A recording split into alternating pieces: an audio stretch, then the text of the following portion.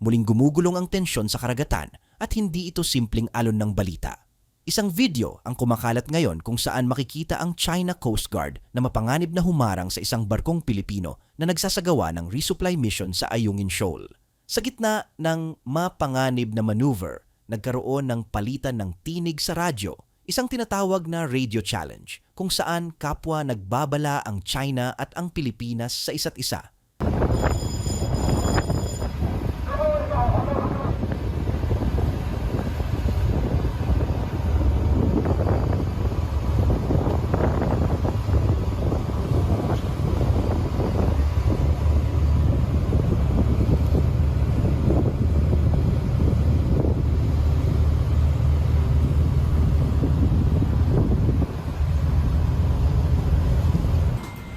China Coast Guard Vessel 21612.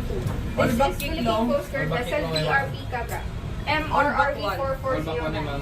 You are advised that you are currently sailing within the Philippine Exclusive Economic Zone, approximately 136 nautical miles from Capon Grande, Zambales, Philippines. In accordance with Republic Act 12064, the Philippine Maritime Zones Act, the United Nations Convention on the Law of the Sea of which you are a party, and the 2016 Arbitral Award. You do not possess an illegal authority to patrol within the Philippine Exclusive Economic Zone. You are directed to cease and desist from conducting illegal maritime patrols within the Philippine Exclusive Economic Zone. Stay clear from our passage in accordance with collision regulations.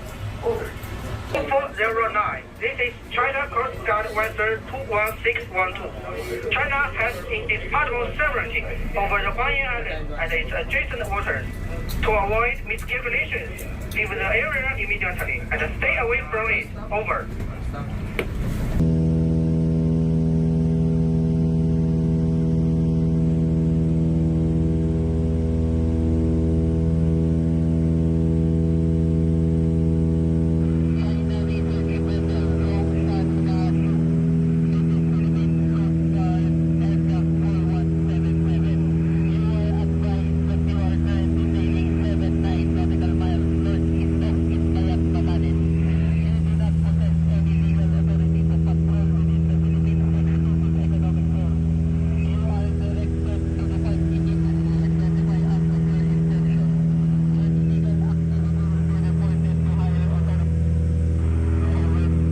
Some of the outstanding issues. We started discussions on the so-called milestone issues, especially the relationship between the DOC, the one adopted in 2002, and a code of conduct. What would be the relationship? So discussions were held on that particular topic. And then scope ata, SEC, no? As I understand, they didn't really go that deeply into that issue yet, but they spoke more on that issue of the relationship between the DOC, COC. And naging platform rin siya, sir, na ma-erase natin yung mga concerns ng Philippines pagdating sa mga incidents sa West Philippine Sea. Well, of course, that's all related. Certainly issues like that, in fact, are one of the reasons why we need to have a code. Pero Sec, what's the chances of anything getting resolved if China says the COC should not be used as a means to justify the arbitral ruling? That's what we're pushing for. Well, I don't want to jump ahead. We'll have to discuss that when we get there. As I said, when we met earlier, I said these are going to be negotiations, so you have to take into account all the views of all the countries on each issue. Sir, on the milestone issue of whether legally binding or not ang COC, does the Philippines want the COC, if the Philippines wants it to be legally binding, what legal recourse do we prefer?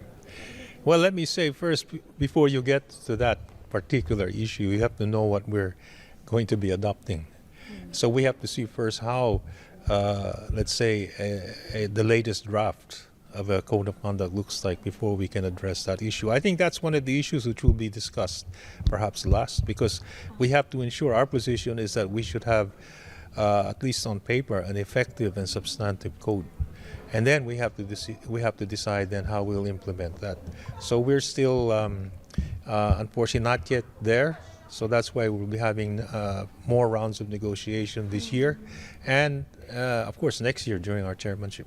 Sir, what would be the ideal geographical scope of the COC for the Philippines? Well, it should cover the South China Sea, but that has to be discussed exactly on the exact parameters. But it is a code of conduct for the South China Sea. Pero tanungin natin ang ating mga sarili. Sino nga ba ang tunay na dapat magbigay babala sa lugar na ito? Ang Ayungin Shoal, bahagi ng ating exclusive economic zone, bahagi ng ating bansa. Ang misyon ng Pilipinas ay malinaw, maghatid ng supply sa BRP Sierra Madre, ang lumang barkong sinadyang ilagay ng ating militar bilang outpost sa West Philippine Sea. Hindi ito isang barkong pandigma, hindi ito barkong naghahanap ng gulo. Ito ay simbolo ng ating paninindigan. Sa kabila ng lahat, tila paulit-ulit na sinusubok ng China ang ating pasensya at ang ating soberanya. You are entering Chinese territory. Yan ang pahayag ng China Coast Guard sa radyo. Subalit tanong natin, kailan naging kanila ang ating dagat? Noong 2016, naglabas ng desisyon ang Permanent Court of Arbitration sa The Hague na nagsasabing walang legal na basehan ang malawakang pag-aangkin ng China sa South China Sea, kabilang ang Ayungin Shoal. At hindi lang ito opinyon. Ito ay isang pandaigdigang desisyon na dapat igalang ng lahat ng bansa. Ngunit ano ang ginagawa ng China? Tila binabaliwala ang batas. At sa harap nito, ang ating bansa pilit na naninindigan, kahit maliit, kahit limitado ang kakayahan. Dito na pumapasok ang mas malalim na tanong. Paano natin dapat harapin ang mga ganitong insidente? Una, kailangan ng malinaw at matatag na paninindigan. Hindi sapat ang paulit-ulit na diplomatic protest kung hindi ito siniseryoso. Kailangang mas maging agresibo sa paghingi ng suporta mula sa ating mga kaalyado, lalo na't kasapi tayo ng mga pandaigdigang kasunduan at alyansa. Pangalawa, dapat tayong magkaisa bilang sambayanan. Hindi ito panahong pagtalunan ang kulay ng politika. Ang karagatang ito ay hindi dilaw, pula o asul. Ito ay asul na bahagi ng ating bansa. At tayong lahat ay may karapatang ipaglaban ito. Magsasaka man sa lupa o mangingisda sa dagat. At panghuli, ang media, kami, ay may obligasyong gisingin ang damdamin ng mamamayan. Hindi natin dapat baliwalain ang ganitong mga kaganapan. Sapagkat ang mga insidenteng ito, kung mapababayaan, ay maaaring mag-ugat sa mas matinding banggaan at baka sa bandang huli, ang pagbabayad ay buhay ng ating mga kababayan. Ang pananakop ay hindi lamang nasusukat sa pagmarcha ng sundalo. Minsan, ito'y nagsisimula sa pagpatong ng barko sa lugar na hindi kanila at sa tahimik nating pagtanggap. Sa huli, ang tanong ay ito, hanggang saan ang ating tiis at kailan tayo muling titindig